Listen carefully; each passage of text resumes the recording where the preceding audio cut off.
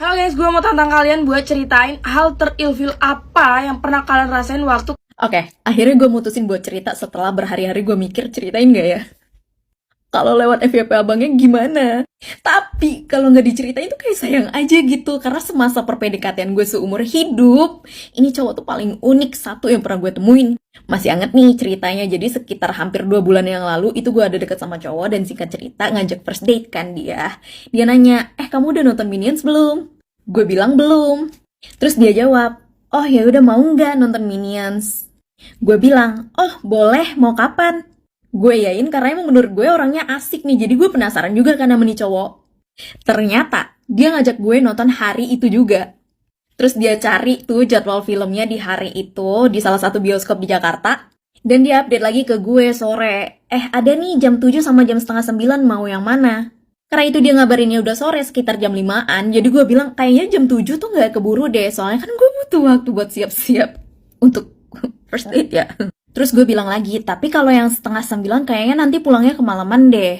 Dia balas kan tuh, dia bilang, oh kalau jam setengah 9 kemalaman ya, ntar aku anterin pulang deh. Padahal gue gak minta sama sekali tuh.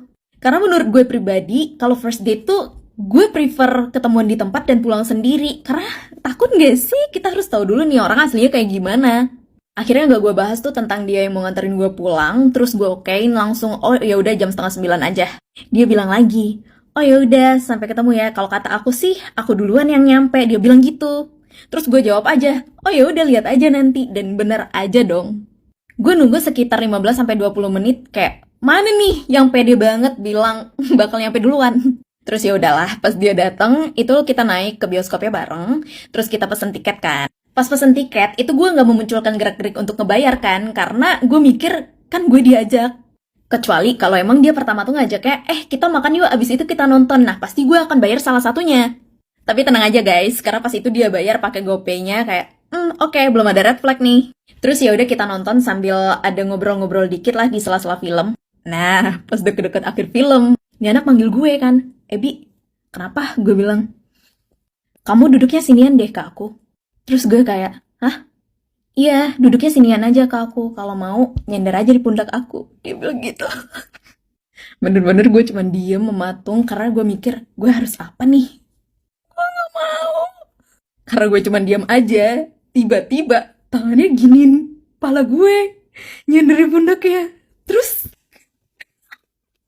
gue gak sanggup. Pas itu gue bener-bener mikir, gue harus apa nih? Karena posisi gue tuh super duper gak enak gitu. Gue nyender di bahunya, tapi tangan gue tuh lurus aja kan. Masa gue harus ngegandeng tangannya, kan gak mungkin, sumpah. Lanjut part 2.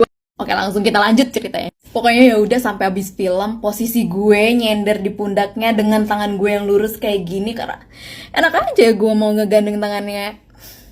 Kan kita baru pertama kali ketemu, Mas. Emang kamu kira aku apa? Udah habis nih filmnya, terus gue lihat dia langsung duduk maju gitu, buka HP, buka email.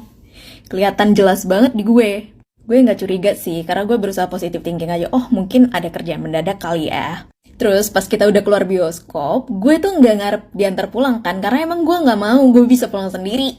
Tapi tanpa gue tanya, tanpa babi bu, dia bridging duluan tuh ke gue. Kamu kalau nggak aku antar pulang nggak apa-apa? Ternyata firasat baikku salah. Terus gue jawab, oh iya nggak apa-apa kok. Iya nggak apa-apa kan, soalnya aku tiba-tiba ada deadline kerjaan nih. Terus gue kayak, iya beneran nggak apa-apa kok, kan aku emang rencananya mau pulang sendiri. Terus kita berpisah di lantai bawah, gue bilang, yaudah aku duluan ya. Gue bilang gitu. Gue jalan sendiri tuh ke depan mall sambil gue mesen Grab. Gue masih berusaha untuk berbaik sangka kan. Pas setelah dari nonton itu masih ada nih, kita chatan. Nah, besok paginya, sumpah, aduh gak tega. Dia balas chat gue yang semalam kan, mungkin semalam dia udah tidur atau gimana, terus paginya dia ngechat gini.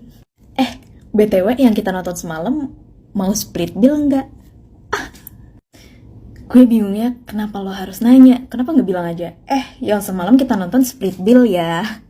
Karena gue udah mulai gemes kan, jadi gue jawab, oh split bill dong. Emangnya berapa nonton semalam?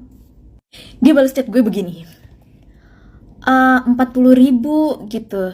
Jadi kamu bayar 20.000 ke aku. gue tuh gak habis pikir aja gitu kayak, ya mungkin 20.000 sangat berarti ya untuk dia. Mungkin saat itu dia lagi gak ada uang banget. Gue bales, oh mana nomor rekening lo? Sini gue transfer. Beneran dikirimin screenshot QR code-nya. Gak nunggu hitungan menit, gue langsung buka M-Banking, langsung gue transfer ke orangnya 20.000. Kan bikin gue jadi mikir ya, apa ini karena tindakanku semalam yang tidak responsif ketika dia meminta aku untuk menyender di pundaknya. Tapi seandainya pun di malam itu pas dia minta gue nyender di pundaknya, gue ngegandeng tangannya, kayak masa gandengan dan kepala gue cuma dihargai 20.000 anjir. Sumpah. Mas, tapi mohon maaf ya, aku udah maafin kamu kok, walaupun kamu ya nggak salah juga sih. Tapi biarkanlah waktu yang menghapus memori indah ini dari kepalaku ya. Terima kasih untuk pengalaman serunya.